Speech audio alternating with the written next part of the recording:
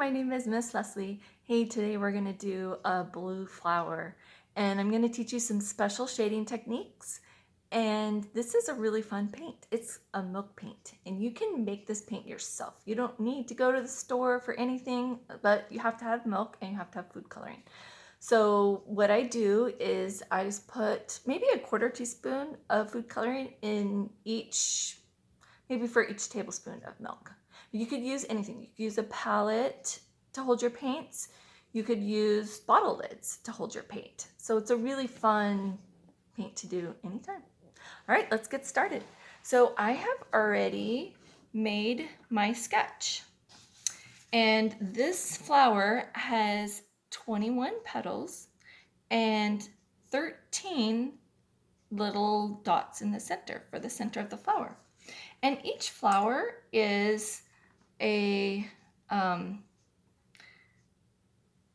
shaped with a little bit of a zigzag, a little fringe on the petal. And I'm gonna have you follow along with me as we do little lines for our center, kind of like the middle of the flower. And you're gonna let this dry because this milk paint is very similar to watercolor. And you can be very free with how you decide to do your lines. But with each end of the petal is going to be this fringy, like zigzag. A little bit darker paint all towards the center. Now, the rest of the flower is going to be either a little bit white, and that's right at the tip, and then it's going to be darker as it gets to the base of the petal, but right in the center, it is going to be light. But on either side of this, like the little parallel stripes that we're doing on this petal, is going to be light blue. And how I make the light blue is because I want it to be very pale. I only put like a little brush full of blue into the white milk. And that will give us, you'll see, a very, very pretty color. Or let me see if you can see it. Like it's right here. There. I do my sketch first in yellow because I found, especially for these videos, while I'm talking, it's hard to count. And I really like to concentrate on the shape of the petal. And some of the petals are going to be very even and very straightforward, but some of them are going to be a little shorter, and some of them are going to have like a little bit of bend to it. And you can do like a little bit of a curve to the petal, and that's going to give interest to your flower. So it's not going to be like every single petal is this perfect shape. You want to at least have one with a twist or a turn, or some sort of like something that gives it a little bit of interest, a little bit of dynamics.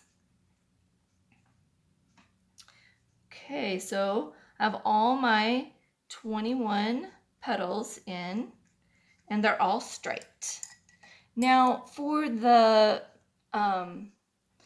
petal part above and below, I'm going to use this lighter blue. And I'm just going to kind of put this around them. Let me go around my center little, I think they're called stamens. These are 13 of these.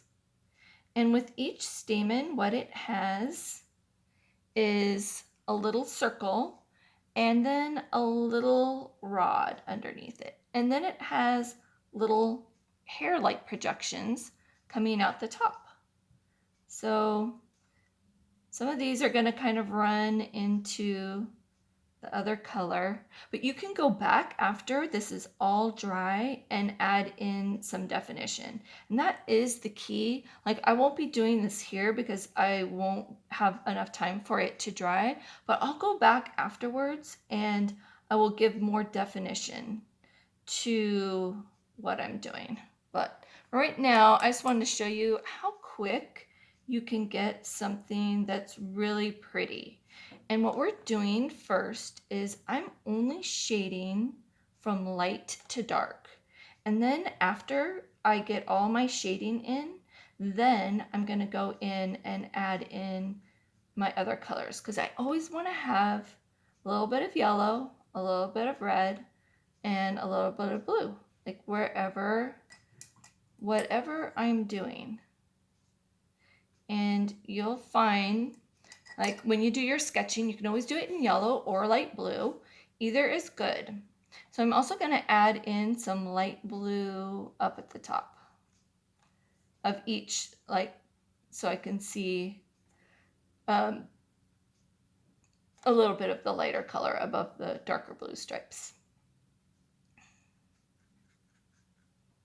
But make sure you preserve your light spots. And if you don't, my favorite thing to do to correct something that I'm like, oh, I just didn't preserve that white.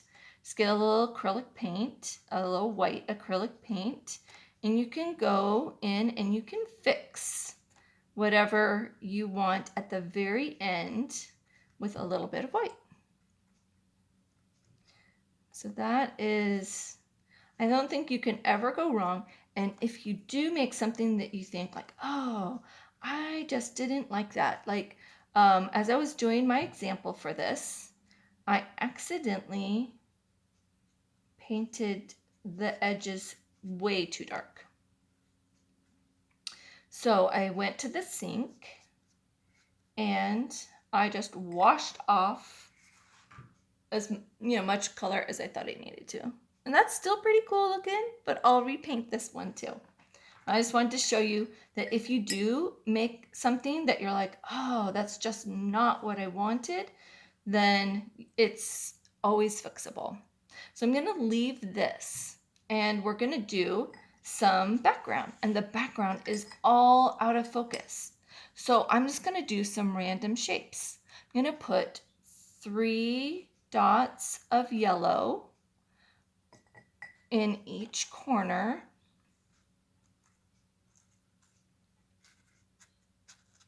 And this yellow is just where the sun is being absorbed into the yellow leaves. Okay, the green leaves, sorry. Now I'm going to add in my very darkest green, and I'm going to do some interesting shapes. They're going to be like, as you look at your picture, maybe find some shapes that are like half moon shapes, maybe some triangles, and maybe like a Y shape. And as long as you're following the shapes that you see in your reference photo, then you're going to be okay. So like this is kind of like a triangle shape, but it's got a curved top. And then I'm just seeing like a lot of square shapes and a lot of triangles. So if you want to just follow along with me and do what I do, or you can come up with your own shapes.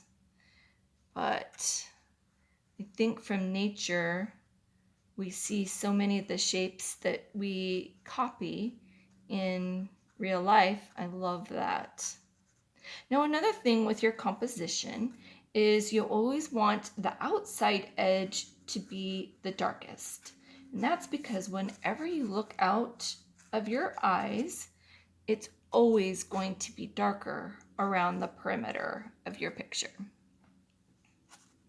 Well, of your eyesight. And it's always going to be the very brightest in the middle. So even though on my reference photo, it does not have this much dark around the edge, I'm going to add in a little bit more because that's going to make it more like what our eyes would see. Like if we were out in nature ourselves, looking at this picture, that's what we would see.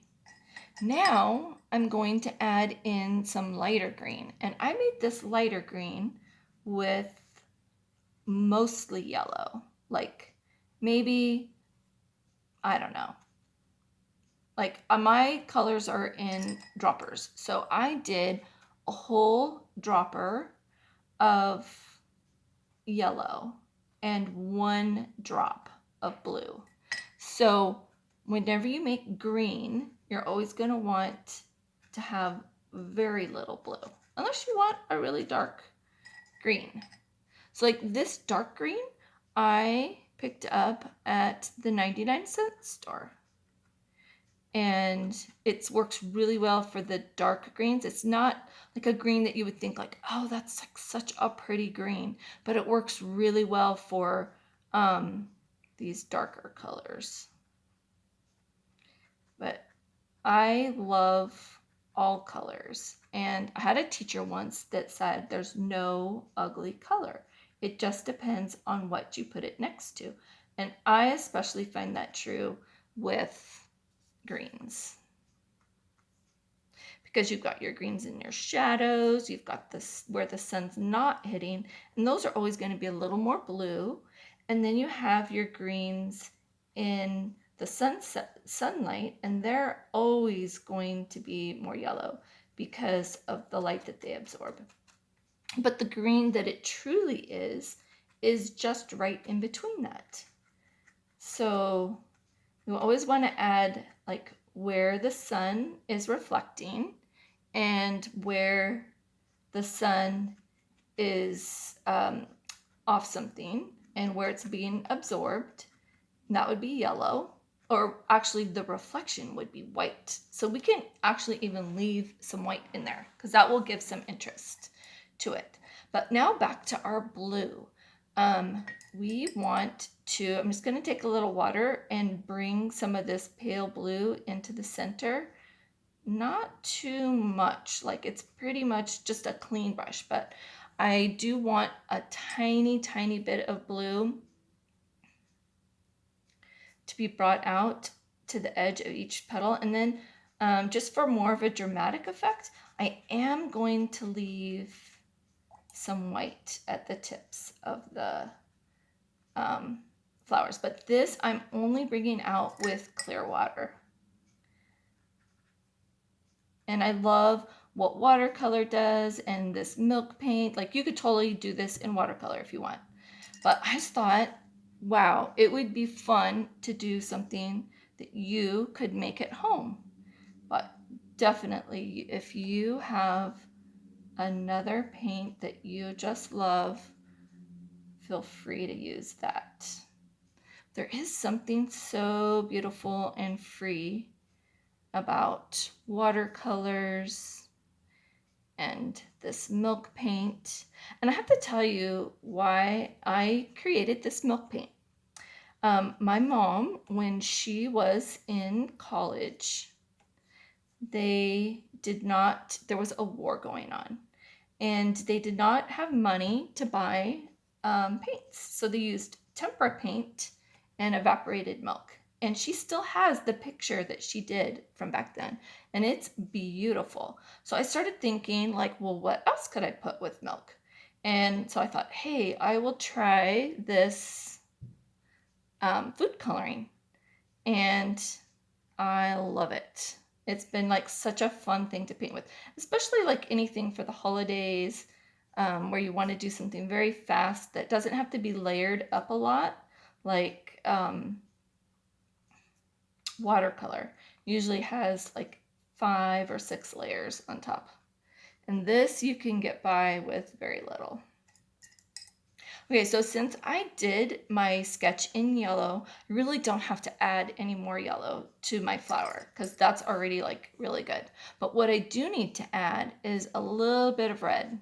And be very careful with your red. You don't want it to be like to overpower your picture.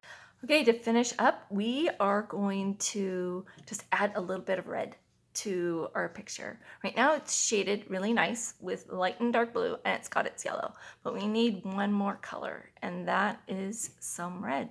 And we need this to make our blue pop. So let's get started with that. Let me get this camera right so you can see it. So I'm going to be really careful with my red. I don't want it to be really too vibrant, but I'm just going to add it where it's the very darkest, because that's going to make a nice little contrast to the blue. Now normally wherever it's dark, I like to add blue in, but that's if there's already red there. So it does make a little bit of a purple color. Have you ever noticed when you go to the snow, the shadows are purple? That's because we already have the light from the sun reflecting off the sky, and you get the blue, and then the purple or the red just comes from the shadows. So shadows are pretty cool, and they will help define the shape of this flower. So we're just going to do it not totally surrounding our petal, each petal, but just at certain places along the edge, and also a little bit at the tip. So we're going to get that zigzag a little bit more defined. Otherwise, it kind of blends into our greenery. So we're going to make this a little bit darker with the red. And you'll notice that it doesn't really, our eyes don't really read it as red, just as the shadow. So it's pretty cool. And then back to the center of the flower, I need to define each of these little rods. So I'm just going to add, okay, that's like kind of spreading out. So this is still a little bit wet. So if you really want this to be defined, wait till it dries.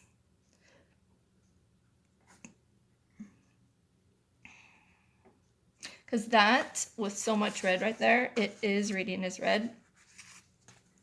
So I'm just going to blot that there. And then underneath each little stamen to make that pop, I'm going to do that. And that's okay. You know what? This will just be a more interesting flower than the picture. Hey, and now I'm going to add the little hairs at the top. And some of them are blending because it's still a little light. But you can kind of get the idea. Like this is very wet still, so it's still blending. But if you want to wait, give it like maybe a half an hour, then you can add in these little hairs on top of the stamens. Okay, so I'm gonna add in a little bit more just at the edges to help define this flower. And we're almost done. You can keep going with this and add as many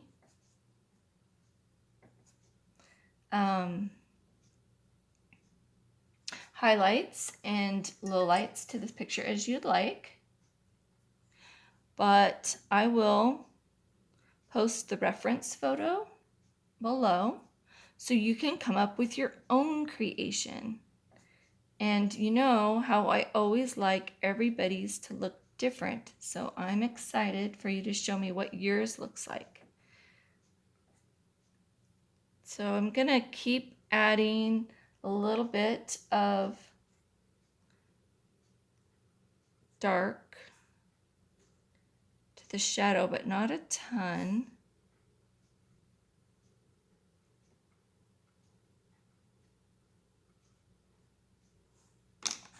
And even like some of this is so intense, I'm gonna lift some of this off with a paper towel.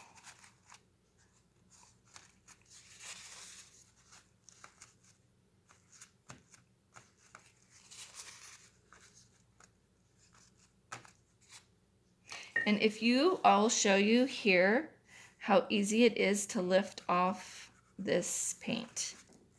With clear water, you can go over your milk paint and just scrub it a little bit with a bigger brush, or any brush really. And lift off some of that color. Lots of times I love color so much, I tend to get carried away and put too much on. So I usually do have to lift off some of the color. And you know what else really works well? Are those magic erasers that they have, like, you can get them at probably any store that has kitchen cleaning stuff. They work great for cleaning, and they work great for lifting off paint as well. So I'll let you keep working with yours until you like how it looks. Mine is just about there. Some of it just means, like, you know, to get it just how you want. Might mean that you would come back later and kind of look at it, turn it upside down. I left a little more of that red out of the center too. And just really kind of analyze it. And then your final thing is going to be like, what blue do you love the most on this flower? And I'm going to add just a little bit of red, like not too much, around each place that I say, that is the prettiest red. I'm just gonna put that on and blot it. And this will make your local color, which is the color you want to see, really pop out.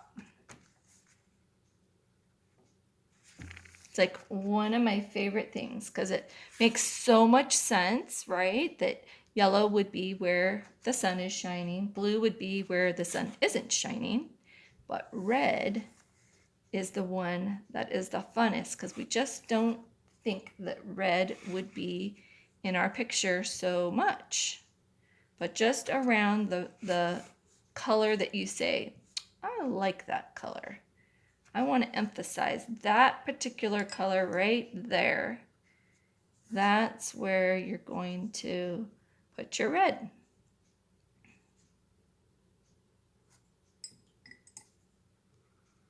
Okay, so I'm gonna have to come back later and do a little more defining, especially in this center part right here, because I can see that I need it to dry. So I will do that. But basically, isn't this a beautiful flower? You could totally put this in the frame. It's perfect for spring. And I think I lost some of my 13 little dots. So I might even go back in later with a little white paint and clean that up. But this is a great picture. And if you want to go back and add in a little bit of blue, you can do that. I'm going to define my petals with the blue. And this makes a beautiful card too. You'll find that if you took like marker across the top and wrote happy birthday or thinking of you or hope you get well, It just looks so pretty. I love making cards for my family and for my friends. Then they get a little bit of artwork, and you get to have fun painting for them. So it's very fun. Okay. This center part right here, it's okay. I'll probably have to come in and add in a little bit more of a light right in there. And that's okay.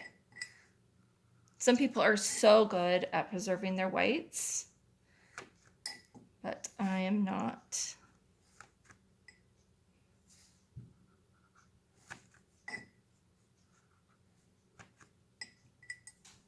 Okay.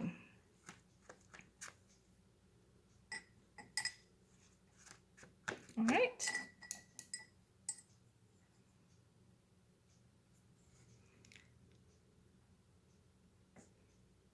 So I wanted to get this at least looking good by the time we ended the video. So I'm still trying to work with it a little bit. I'm just defining these center spots in the middle. But all in all, I think it looks pretty good.